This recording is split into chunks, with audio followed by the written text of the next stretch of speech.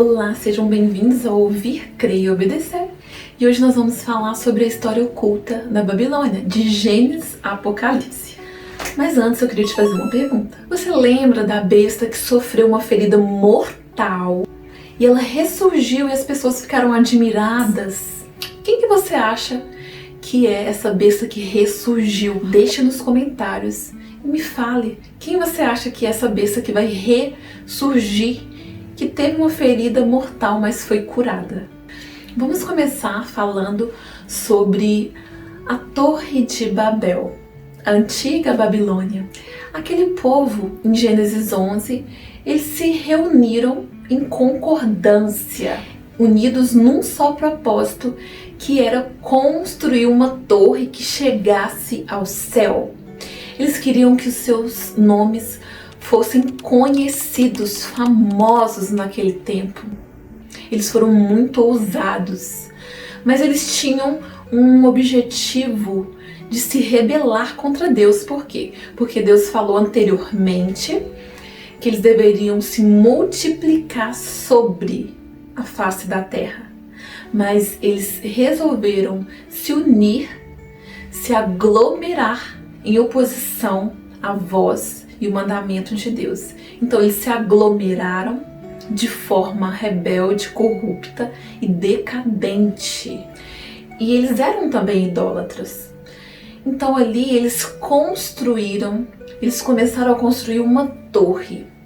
Essa torre, eles usavam não mais pedras, mas tijolos. E eles usavam também o betume ao invés da argamassa, que o texto bíblico fala. E o que isso significa? Jesus ele vai fazer um elogio aos filhos das trevas. Por quê? Os filhos das trevas, eles sabem administrar os recursos disponíveis. Foram isso que eles fizeram. Ao invés de pegar pedra, que é algo mais pesado, mais bruto, mais robusto, mais difícil de manipular, eles pegaram tijolos. Eles fabricaram tijolos, que é mais fácil de manipular, de construir. Pegaram o betume, que é algo impermeável, e não a argamassa. Então, eles já estavam querendo se proteger de um futuro dilúvio, porque os ancestrais deles morreram no dilúvio. E o betume protege contra a umidade, por isso que eles quiseram usar o betume ao invés da argamassa. Mas tudo isso com o propósito de fazer os próprios nomes conhecidos. A gente pode até mencionar também, gente, o seguinte, que nós podemos sim ser inteligentes e usar da melhor forma os recursos que Deus ele nos concedeu. E o maior exemplo disso é o próprio Israel.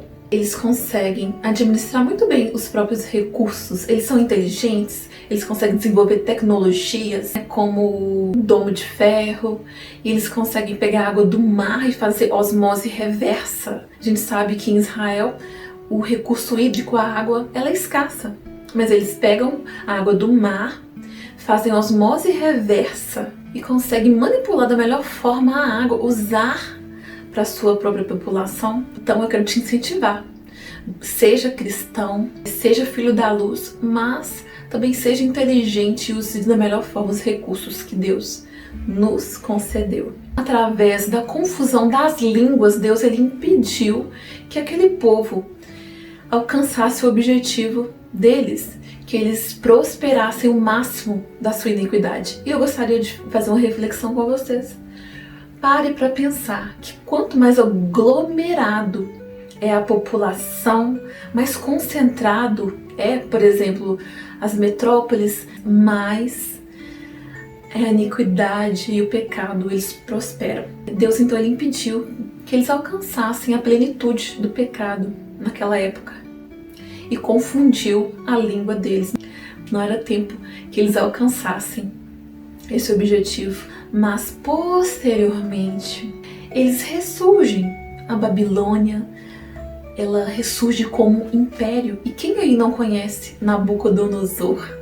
O império babilônico, ele foi muito forte, tanto que ele representa a cabeça da estátua de Daniel, a cabeça de ouro, porque sim, eles alcançaram um patamar muito glorioso. E tudo isso, gente, de forma independente de Deus, buscando glória, de forma orgulhosa, decadente, prepotente, sem a direção de Deus. Eles eram tão orgulhosos que Ciro entrou na Babilônia de uma forma tão inesperada para eles, porque eles achavam que os seus muros, que as suas muralhas, os seus limites eram intransponíveis. Isso é orgulho.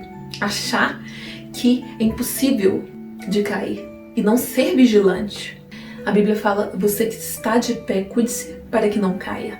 A elite, a corte, estava numa festa, num banquete. Estavam se embriagando com as taças do templo de Jerusalém. Ciro entra de forma inesperada.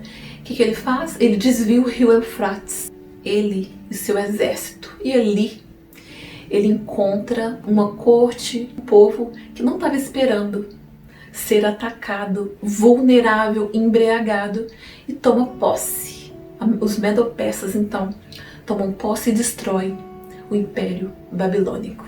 Mas agora nós vamos falar sobre Apocalipse 17, que vai falar sobre a Grande Babilônia, mas agora como um sistema, não como um império, como um sistema contrário a Deus, corrupto, decadente, idólatra e contrário, em oposição a Deus. Então essa Grande Babilônia de Apocalipse 17, ela retorna com os seus valores, com as suas crenças, com sua oposição a Deus. E a Babilônia, a Grande Babilônia, ela é representada com uma mulher que se embriagava com o sangue dos santos. Estava sobre uma besta e estava sobre 7 montes, que representa Roma.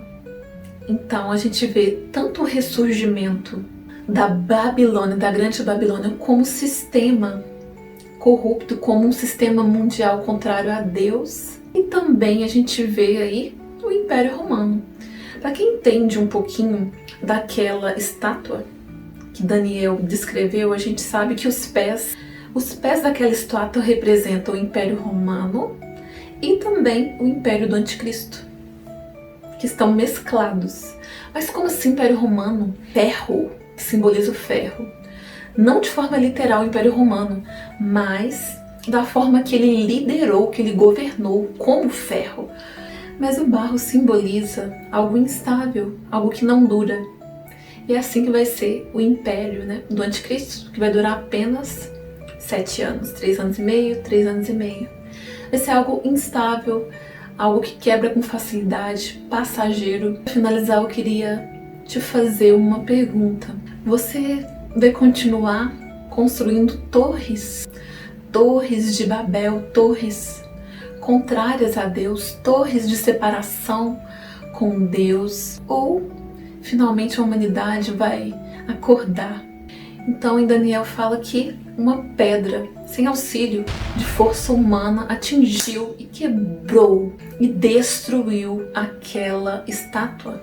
Todo império, toda força contrária a Deus, em oposição a Deus, não vai subsistir, vai ser destruída. Assim como a cabeça foi, que é Babilônia, os medo-persas, Grécia e o Império Romano, os pés também vão ser destruídos. Até quando nós vamos nos rebelar contra Deus? Até quando vai existir essa torre, esse muro de separação entre a humanidade e Deus? Chega. Sim, vai existir um reino, um império que não será destruído, que é o reino de Deus. Jesus vai governar 1000 anos de forma gloriosa aqui na Terra. Não vai subsistir nenhum governo, nenhum reino, nenhum sistema que se opõe a Deus. Então que você permaneça em Deus, no seu reino, nos seus mandamentos. Se esse vídeo te edificou, se você pôde entender um pouco mais sobre a antiga Babilônia, o Império Babilônico e a Grande Babilônia, que você venha compartilhar, comentar. vem se inscrever também para você cada vez mais ficar mais consciente, né? Porque nós temos que aprender mais a palavra, aprofundar na palavra para nós não sermos enganados. Amém? Muito obrigada. Deus te abençoe.